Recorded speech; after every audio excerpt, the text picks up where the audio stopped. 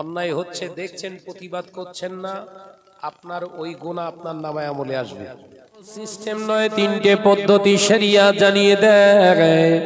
আপনার সামনে যখন শরিয়াত বিরোধী কাজ হয়, যদি আপনার অকাত থাকে, ক্ষমতা থাকে, আপনার তাকত দিয়ে আপনি বাধা দিন।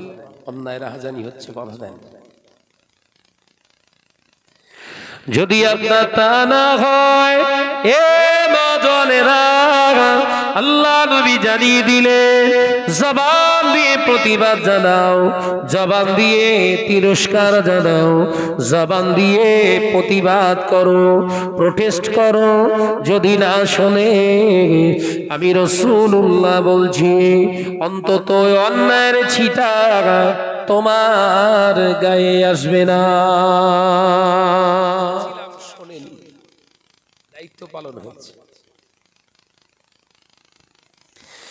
এরপরেও যদি বলার ক্ষমতা না থাকে, আল্লাহ নবী পাক জবানে জানিয়ে দিলে, ও আমার সাহাবীরা, অন্যায় রাগাজানি হচ্ছে, দেখে বলতে পারলে না, বাধা দিতে পারলে না, ভয়ে, লোক লস্করের ভয়ে, দুনিয়ার লাঠির ভয়ে, মার খাবার ভয়ে প্রতিবাদ করতে পারলে না, অন্যায় বাধা দিতে পারলে না, তাহলে ওখান থেকে ওই কাজটা, ওই অবস্থাটার ঘৃণা করে ওখান থেকে চলে যাও। ওখানে দাঁড়িও না, ওখানে দাঁড়ালে ওই পাপের ভাগ তোমার উপরে আসবে। অর্থাৎ ওখান থেকে ঘৃণা করে চলে যাও। আমি নবী জানিয়ে দিলাম, গোনাটা তোমার উপরে আর আসলো না, কিন্তু তুমি জেনে রেখে দাও, তোমার ঈমান কমজোরি। সব অন্যায়গুলো হচ্ছে, আর আমরা মাধবপুর এসে যদি অন্য লাইনের ওয়াজ করি, তাহলে ওই ছিটা কিন্তু আমাদের গায়ে পড়ে ঝোল।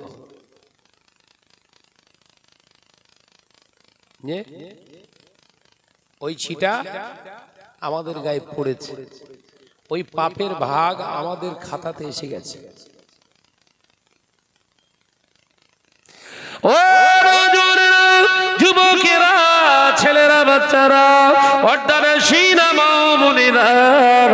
আল্লাহ পাক আল্লাহ তাআলা কোরআনে জানিয়ে দিলেন, হে আমার বিশ্বাসী সম্প্রদায় বান্দারা, আমি আল্লাহ পাক জানিয়ে দিলাম, জমিনে যখন তোরা পা ফেলবি, আমি আল্লাহ আমাকে ভয় কর। আমি আল্লাহ আমার জমিনে যখন তোরা চলবি, দুনিয়ার কোনো মানুষের নয়, দুনিয়ার কোনো নেতা মন্ত্রীর নয়, দুনিয়ার কোনো লোক লস্করের নয়, এমনকি মৃত্যুকে পরোয়া করিস না, আমি আল্লাহকে ভয় কর। কারণ আমি আল্লাহকে কেন ভয় করবি বান্দা? দুনিয়ার কোন নেতা মন্ত্রীকে কেন ভয় করবি না? তার কারণ হলো, দুনিয়ার জমিনে নেতা মন্ত্রীরা 5 বছর ক্ষমতায় থাকবে, ওর কোনো গ্যারান্টি নাই, কতদিন বাঁচবে তার গ্যারান্টি নাই। কিন্তু আমি আল্লাহ, আমাকে কেন ভয় করবি জানিস? আমি আল্লাহু লা ইলাহা ইল্লা হুয়াল হাইয়ুল কাইয়্যুম। আমি আল্লাহ আগেও যেমন ছিলাম, এখনো তেমন আছি, আগামীতে একই থাকবো। আল্লাহর ভয় অন্তরে রেখে রাস্তা দিয়ে চললে, আপনার সামনে শরিয়ত বিরোধী কাজ হলে আপনি চুপ করে থাকতে পারবেন না। শুধু নামাজ আদায় করা মানে আল্লাহর ভয় নয়, শুধু রোজা আদায় করা মানে আল্লাহর ভয় নয়, শুধু হাজি রুমাল মাথায় দিয়ে ঘোরা আল্লাহর ভয় নয়, মুখ ভর্তি শুধু দাড়ি নিয়ে ঘোরাটা আল্লাহর ভয় নয়, বড় জুব্বা পরাটা শুধু আল্লাহর ভয় নয়। এ নওজওয়ানেরা, আল্লাহর খানায় কাবা পরিদর্শন করতে, তাওয়াফ করতে গেলে হাজি হওয়াটা শুধু আল্লাহর ভয় নয়। আল্লাহর ভয় হলো প্রত্যেকটা কাজের পিছনে সচেতনতা অবলম্বন করা, অর্থাৎ গুরুত্ব সহকারে লক্ষ্য করে রাখা, যাতে আমার আল্লাহ ছাড়া অন্য কোনো উদ্দেশ্য না হয়। জোরে বলুন, একবার জোরে হবে না? ও নওজওয়ানের যুবক ছেলেরা বাচ্চারা পর্দানশীনা মা বোনেরা আল্লাহকে ভয় কারা করেছিলেন তাদের থেকে শিক্ষালি আল্লাহকে ভয় করেছিল তারা আল্লাহ নবী মদিনার মসজিদে নববী শরীফে 1 তারিখে আল্লাহ নবী সাহাবায়ে কেরামদের লক্ষ্য করে বলেছিলেন বাবা সাহাবীরা ও আমার সাহাবারা আমি নবী জানিয়ে দিলাম আল্লাহর আযাবে জাহান্নামকে ভয় করো আল্লাহকে ভয় করো ও আমার সাহাবীরা আল্লাহর আযাবে জাহান্নামের আগুন বড় ভয়ঙ্কর দুনিয়ার আগুনের থেকে 70 গুণ আরো প্রখর ও আমার সাহাবীরা দুনিয়ার আগুনটা লাল দুনিয়ার আগুনটা লাল নীল হতে পারে জাহান্নামের আগুন লাল নীল নয় কালো মীরা জাহান্নামের ভিতরে যখন থাকবে কেউ কাউকে দেখতে পাবে না কেউ কারোর দিকে তাকাতে পারবে না জাহান্নামের আগুনটা কালো করে দেওয়ার কারণ হলো জাহান্নামের আগুনটার ভিতরে যখন বান্দাদের বান্দীদেরকে ফেলে দেওয়া হবে একে অপরে কারোর দিকে কেউ তাকালে আর দেখতে পাবে না ও নওজওয়ানেরা যুবকেরা ছেলেরা বাচ্চারা হযরতে ফারুক আযমকে দেখে জারেজার হয়ে যেতে লাগলেন হযরতে ওমর রাদিয়াল্লাহু তাআলা আনহু হুজুর আমার কাঁদতে শুরু করলেন আল্লাহ নবী সাহাবীরা সকলে কাঁদতে শুরু করলেন হযরতে ওমর রাদিয়াল্লাহু তাআলা আনহুর কান্না থামেন না এ নওজওয়ানেরা যুবকেরা ছেলেরা বাচ্চারা হযরতে ওমর সিজদায় পড়ে কাঁদতেন আল্লাহ আমি ওমরকে জাহান্নামী বানাবেন না আমি ওমরকে জাহান্নামের আগুনের খোরাক বানাবেন না দুনিয়ার আগুনের তেজ আমি সইতে পারি না আপনার আযাবে জাহান্নামের আগুন কি করে সহ্য করব হযরতে ওমরের কান্নাটা গভীর থেকে গভীর রাত পর্যন্ত চলতো হারাম যারা খায় হারাম যারা ভক্ষণ করে ওদের অন্তর থেকে আল্লাহর ভয়টা শেষ হয়ে যায় ওরা আল্লাহর আযাবে জাহান্নামের কথা চিন্তা করে না যারা হারাম খায় এই হারামখোরগুলোর ভিতরে হারাম খাদ্য ঢোকার কারণে এদের ভিতরে আর ভয় বলে কিছু থাকে না হারাম খানেওয়ালা জবান দিয়ে কিছু বাঁধে না হারাম খানেওয়ালা জবানে কিছু আটকায় না হারাম যারা খায় ওরা মানুষের মিথ্যা তোহমত দিতেও একবার পিছু পা হয় না মানুষের সমালোচনা করতেও একবার দ্বিধাগ্রস্ত হয় না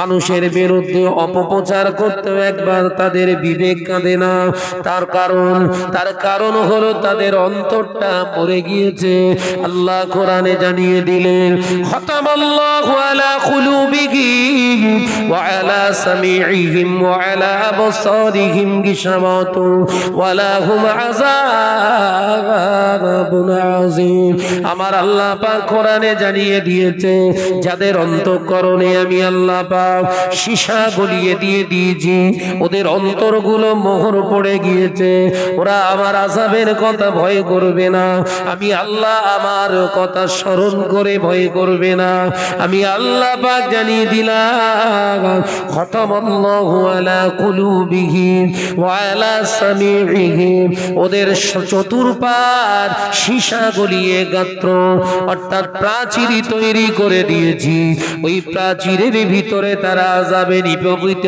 হবে এ নওজওয়ানেরা যুবকেরা ছেলেরা বাচ্চারা আল্লাহর আযাবে জাহান্নামের ভয়ের আমাদের ভিতরে না থাকার কারণ মস্ত বড় একটা কারণ হলো আমাদের খাবারগুলো দেখতে ভালো আসলে এই খাবারগুলো উপযুক্ত খাবার নয় প্লেট ভর্তি আমাদের সামনে যখন আনছে কি সুন্দর biryani mutton biryani chicken biryani beef biryani খুব ভালো কিন্তু বিশ্বনবী বললেন না ওটা ভালো না ওটা ভালো না ওটা ভালো না ভালো হলো ওটা যদি খাবারটা হয় হালাল একবার জোরে বলেন জোরে বললেন না যদি খাবারটা হয় যে আমরা ভেবেছি আমাদের সামনে যে খাবারগুলো আসছে এই খাবারগুলো আমাদের জন্য ভালো না খারাপ? আল্লাহ নবী বললেন লাহমুন হারামা লা ইয়াদখুলুল জান্নাহ, হারাম খাওয়ার পরে শরীরের ভিতরে যে গোশত তৈরি হয় আমি নবী জানিয়ে দিলাম লা ইয়াদখুলুল জান্নাহ, ওই গোশতটা কোশ্চিনকালে জান্নাতে যাবে না। শুনছেন? তাহলে একজন মানুষ সারা বছর ধরে নামাজ রোজা হজ করেছে, উমরা করেছে, তার একটা খাসলাত খারাপ কি? সে খানা খেয়েছে হারাম।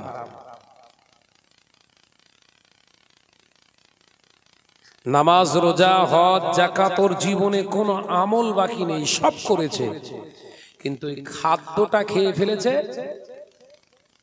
বলেন হারাম। বিশ্বনবী বললেন লা ইয়াদখুলুল জান্নাহ, ওর জন্য বেহেশতে যাবার হলো না। তাহলে নামাজ রোজা আগে না হালাল খানা আগে? কথা বলে না রে বাবা, সব টেনশনে পড়ে যাচ্ছেন নাকি? নামাজ রোজা আগে না হালাল খাবার আগে? কথা বলে না রে বাবা, সব টেনশনে পড়ে যাচ্ছেন নাকি? নামাজ রোজা আগে না হালাল খাবার আগে? আমরা কোনটা চালাচ্ছি? মাশাআল্লাহ মসজিদ তৈরি করছি, মাশাআল্লাহ সুন্দর সুন্দর বড় বড় প্রতিষ্ঠান চালাচ্ছি, মাশাআল্লাহ। এরা খাচ্ছিস কি? বলে দেখতে গেলি আর খাওয়া হবে না। কথা বলছে না কেন?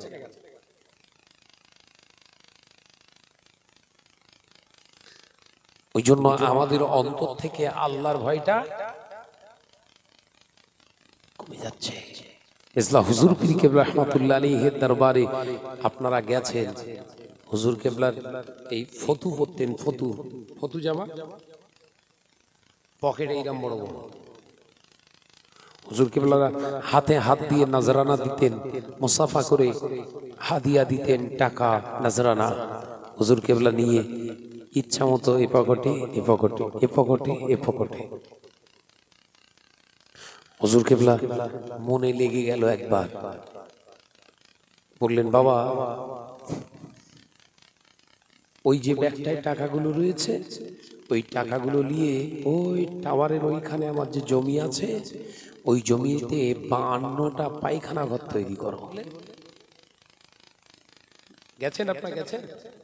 এক লাইন দিয়ে সেই টাওয়ারের কাছে মাজার শরীফের উল্টো দিকে 52টা পায়খানা ঘর, দুই সাইডে আছে না? না, হুজুর কেবলার ওই বাম পকেটের টাকা, এই বাম পকেটের টাকা নিয়ে হুজুর জীবনে কোনোদিন কোনো খাবার কিনে খেতেন না, বাচ্চাদের খাওয়াতেন না। একবার জোরে বলে। তার মানে এই বাম সাইডের টাকায় গন্ডগোল। হুজুর কেবলা নিজে খেতেন না, কাউকে খাওয়াতেন না। আমার নিজে চোখে দেখা, হুজুর কেবলার কাছে কোনো মিসকিন ফকির আসলে এই বাম পকেটের টাকাও দিতেন না, ডান পকেট থেকে টাকা নিয়ে হাজী সাহেবের হাতে দিয়ে বলতেন যাও এটা দিয়ে দাও। তার মানে আমাদের জন্য শিক্ষা হলো এটাই, হারামটা দানও করা, হারামটা দানও করা যায় না, এটা উঠে গেছে। বলে পকেটে টাকা আছে, যা চাচ্ছে হুফাপ করে দিচ্ছি। কারুর মারা টাকা, ঝাড়া টাকা না, সুদের টাকা দেখিনি। শুধু আমরা চিন্তা ভাবনা করছি দিতে পারলেই দান। শরিয়াতের তো সিস্টেম এটা না, টাকা দিলেই দান নয়। এই চিন্তা মাথা থেকে ক্লিন করে ফেলেন একদম।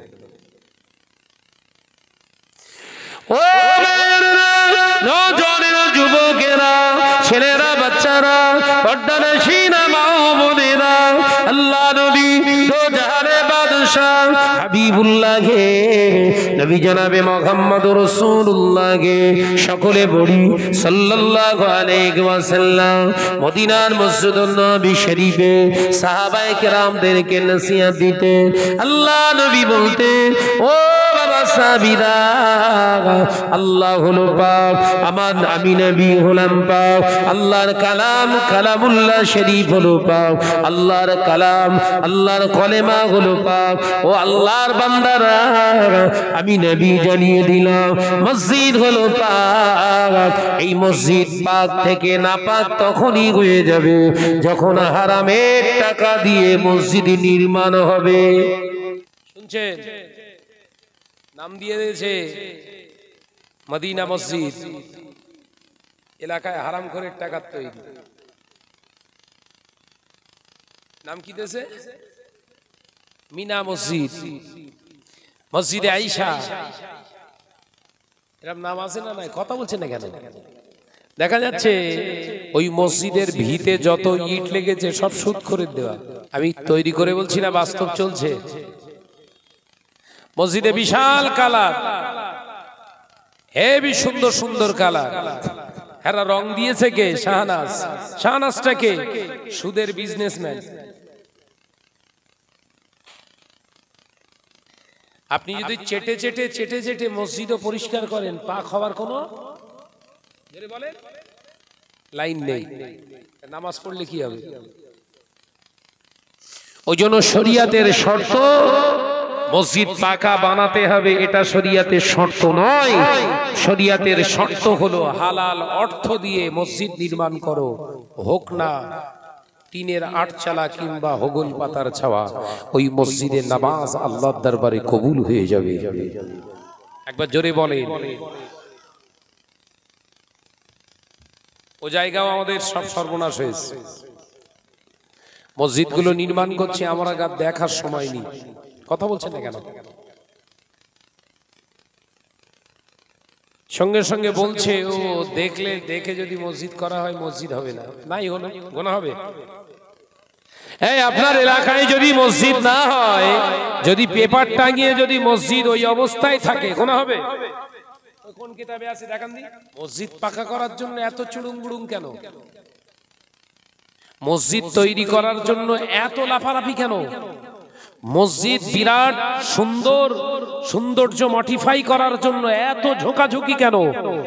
মসজিদ যা আছে ওই অবস্থায় থাক, নামাজ হবে, কিন্তু ওর ভিতরে যেন হারাম না ঢোকে।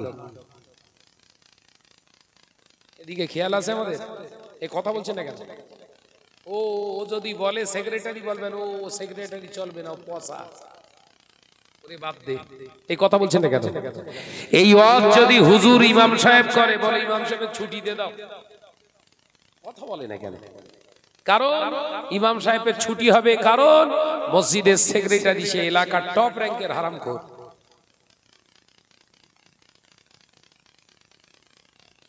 বলেন বলেন, ঠিক বলছি না ভুল বলছি? জানি মসজিদগুলো অধিকাংশ কাদের দ্বারা চালিত হচ্ছে এখন? মসজিদগুলো অধিকাংশ চালিত হচ্ছে কাদের দ্বারা? সব শরিয়াতকে জবাই করেনি বলা ব্যক্তি দ্বারা। হয় বেনামাজি, নইলে দাড়ি কাটা, নইলে দাঁড়িয়ে পেচ্ছাপ করা, নতুবা সুদখোর, নতুবা লটারিখোর, নতুবা পাক্কা জেনাখোর। এদের দ্বারা এখন অধিকাংশ মসজিদের তত্ত্বাবধানে কাজ চলছে।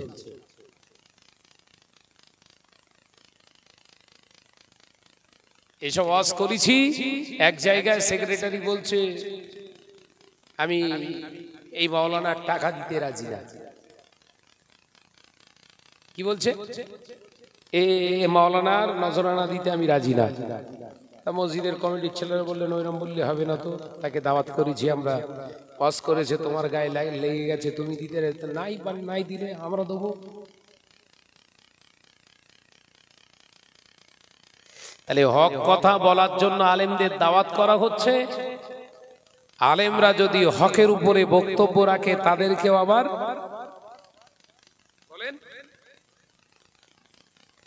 বাধার সম্মুখীন তৈরি করা হচ্ছে। এই সমাজে আজকে আল্লাহর ভয় কমে যাবার বড় একটা লক্ষণ এটাই।